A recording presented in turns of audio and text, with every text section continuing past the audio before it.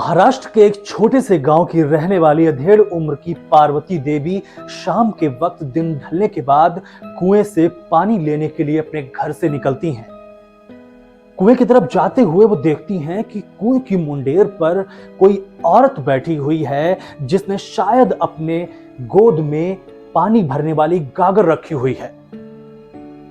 जैसे जैसे पार्वती देवी कुएं के पास पहुंचती हैं तो वो देखती हैं कि उस औरत की गोद में कोई गागर नहीं है, बल्कि वो औरत एक प्रेग्नेंट महिला है और अपने पेट पर वो हाथ फेर रही है। उन्हें लगता है शायद ये पानी भरने के लिए कुएं के पास बैठी हुई है। वो उसका नाम पूछने के लिए जैसे ही बोलती हैं, उस महिला ने उसकी तरफ अपना चेहरा जैसे ही किया, पार्वती देवी की बहुत बुरी तरह से चीख निकल पड़ी। पार्वती की चीख सुनकर उसके घर वाले, आसपास के लोग वहां पर इकट्ठे होते हैं और देखते हैं कि पार्वती मुंडेर के पास बेहोश पड़ी हुई थी। तो कौन है ये पार्वती देवी और कौन है वो मुंडेर पर बैठी हुई औरत? क्या है ये पूरा राज और क्या है ये पूरा इंसिडेंट? जानने के लिए इस वीडियो में आगे बढ़ते हैं, लेकिन इस वीडियो को आप पूरा देखिएगा, वरना हो सकता है वो कुएं के मुंडेर वाली औरत आपके साथ भी हो जाए। पार्वती देवी के घर वाले जब पार्वती को बेहोशी की हालत में उठाकर घर ले जाते हैं और उस पर पानी वगैरह छिड़कते हैं, उसके बाद जब पार्वती को होश आता है तो पार्वती बताती हैं कि एक महिला मुंडेर के पास बैठी हुई थी, लेकिन उसका चेहरा बहुत ज्यादा खतरनाक था, मानो वो कोई चुड़ैल, कोई आत्मा हो। वो इंसान तो बिल्कुल नहीं लग रही थी। घर वाले पार्वती की ये बात सुनते ही थोड़े से हैरान हो जाते हैं, लेकिन उन्हें लगता है कि शाम का वक्त था तो शायद पार्वती को कोई भ्रम हुआ होगा। वो पार्वती की इस बात को आए गए में टाल देते हैं, लेकिन जो होता है अगले दिन उससे सब हैरान रह जाते हैं। पार्वती देवी असल में 8 महीने की प्रेग्नेंट थी और अगले दिन अचानक ही पार्वती का मिसकैरेज हो जाता है।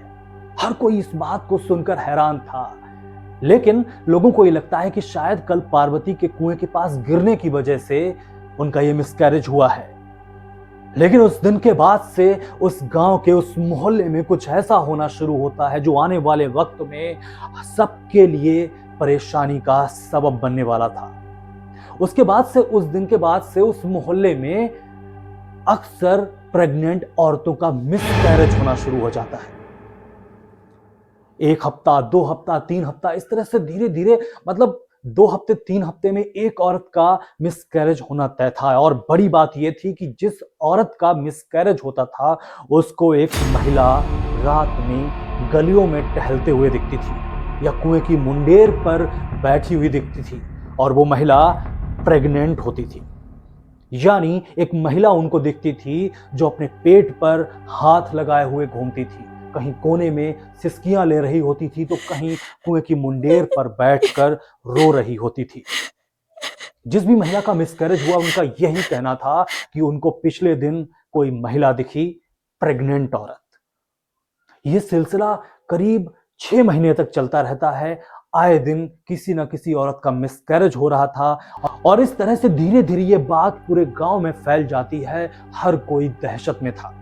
करीब 1 साल तक की बात है। 1 साल में उस मोहल्ले में एक भी बच्चा पैदा नहीं हुआ। जी हाँ, यकीन मानिए, 1 साल तक उस मोहल्ले में लगातार महिलाओं का मिसकैरेज होता रहा, और जिसका भी मिसकैरेज होता था उसको वो महिला ही दिखती थी, वो प्रेग्नेंट चुड़ैल। एक शाम की बात है, उमा नाम की एक महिला अपनी चाची के घर जाने के लिए निकलती है। शाम का वक्त था, हल्का अंधेरा हो चुका था। अचानक से वो देखती है कि गली के किनारे कोई औरत खड़ी हुई है जो प्रेग्नेंट है। उसे लगता है शायद मदद के लिए खड़ी हो। वो उससे कुछ पूछते हुए उसके पास जाती है। चूंकि अंधेरा हो चुका था तो उसके, उमा के हाथ में एक टॉर्च थी। वो टॉर्च उस औरत के चेहरे पर लगाती है, और जैसे ही उमा ने उस औरत के चेहरे पर वो टॉर्च लगाई, बहुत तेजी से वो पूर्णिमा कहते हुए चीख पड़ती है और भाग खड़ी होती है अपनी चाची के घर के लिए। लोगों ने उसके मुंह से पूर्णिमा नाम सुना तो कुछ लोग बाहर निकलकर घर से आए। देखते हैं तो वहां पर कोई महिला नहीं थी। उस गली के किनारे अंधेरा था, सन्नाटा था, कोई महिला नहीं थी वहां पर। लोग उमा से पूछते हैं कि पूर्णिमा का नाम क्यों लिया तुमने? तो उमा बताती है कि मैंने पूर्णिमा को खड़े हुए गली में देखा। थोड़ी ही देर पहले मैंने पूर्णिमा को खड़े देखा, जो बहुत तेजी से सिसकियां लेते हुए रो रही थी। सब लोग उससे पूछते हैं कि पूर्णिमा कैसे हो सकती थी, क्योंकि पूर्णिमा की तो करीब 1.5 साल पहले इसी कुएं के पास गिरकर मौत हो चुकी थी। उमा साफ साफ कहती है कि मैंने पूर्णिमा को देखा, जिसका चेहरा बहुत बुरी तरह से डरावना हो रखा था और जो बहुत बुरी तरह से रो रही थी, प्रेग्नेंट भी थी। अब हर कोई कानाफूसी करना शुरू कर देता है और चूंकि गांव में पहले से ही दहशत फैली हुई थी, अगले दिन एक पंचायत बुलाई जाती है और फैसला होता है कि किसी पंडित जी को बुलाकर इस बला को दिखाना चाहिए। इस गांव से कुछ गांव दूर एक सिद्धपीठ मंदिर था, वहां पर ये लोग जाते हैं, उसके मुख्य पुजारी से बात करते हैं।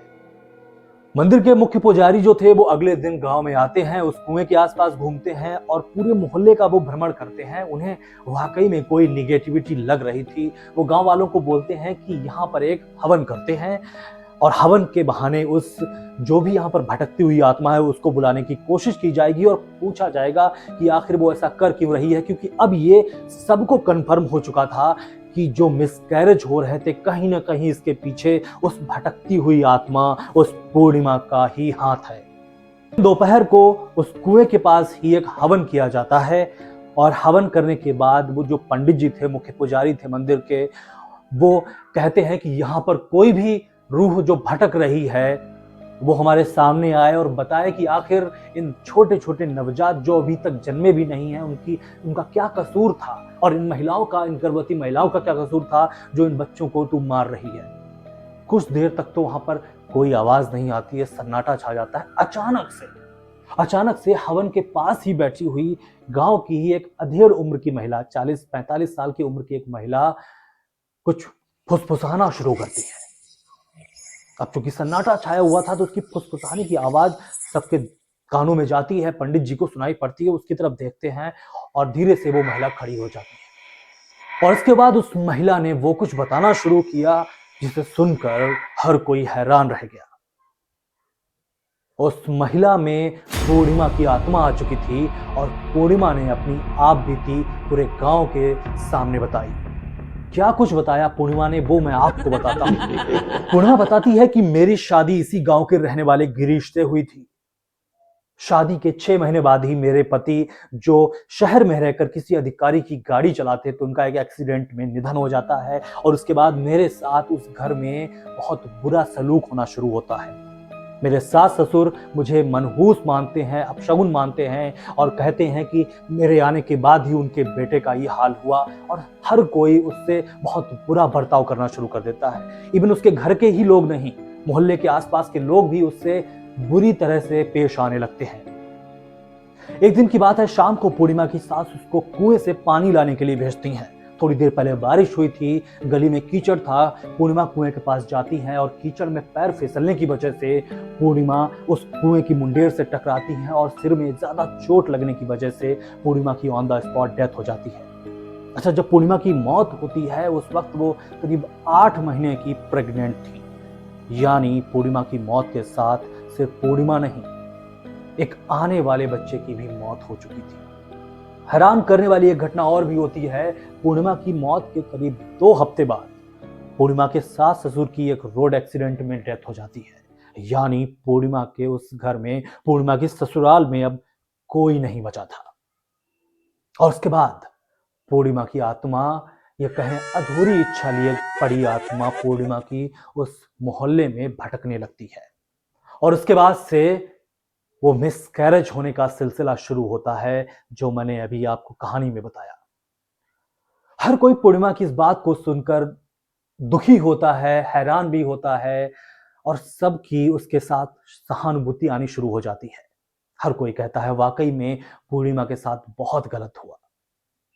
इसके बाद उस मोहल्ले के सारे लोग जो वहां पर मौजूद थे, हर कोई पूर्णिमा से, यानी जिस महिला के अंदर पूर्णिमा की आत्मा आई हुई थी, उसके सामने हाथ जोड़कर हर कोई उससे माफी मांगता है कि बुरे वक्त में किसी ने उसे नहीं समझा, किसी ने एक गर्भवती महिला के दर्द को ना समझकर हर कोई उसे अपशगुन, मनहूस मानता रहा।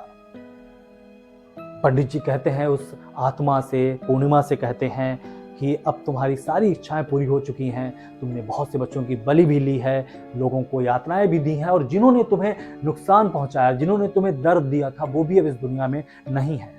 तो अब तुम इस गांव को छोड़कर, इन लोगों को छोड़कर दूर चली जाओ। इसके बाद उस महिला जिसके अंदर पूर्णिमा की आत्मा आई हुई थी, वो महिला बेहोश हो जाती है। कुछ देर बाद वो महिला उठती है, अब वो बिल्कुल ठीक थी, और उसके बाद उस गांव में ये सारी घटनाएं होना बंद हो जाती हैं। यानी उसके बाद से किसी भी महिला का मिसकैरेज नहीं होता है। हवन के बाद जो पंडित जी थे, उन्होंने कई सारे तावीज बनाए, और जो भी उस गांव की प्रेग्नेंट औरतें थीं उस वक्त, उन सबको वो तावीज पहनाए गए। हालांकि उसके बाद वो पूर्णिमा की भटकती रूह किसी को नहीं दिखी, शायद उसे शांति मिल चुकी थी। तो 27 साल पुरानी इस घटना को उसी गांव के किसी लड़के ने मुझे मेल आईडी पर भेजा, तो मैंने सोचा इस घटना को आप तक पहुंचाना बहुत जरूरी है। अगर आपके पास भी ऐसी कोई रियल घटना है, कोई ऐसा ही हॉरर इंसिडेंट है, तो हमारी डिस्क्रिप्शन में दी गई मेल आईडी और फोन नंबर पर आप भेज सकते हैं। हो सकता है मेरा कल का वीडियो आपके हिसाब से ही बन रहा हो। नमस्कार।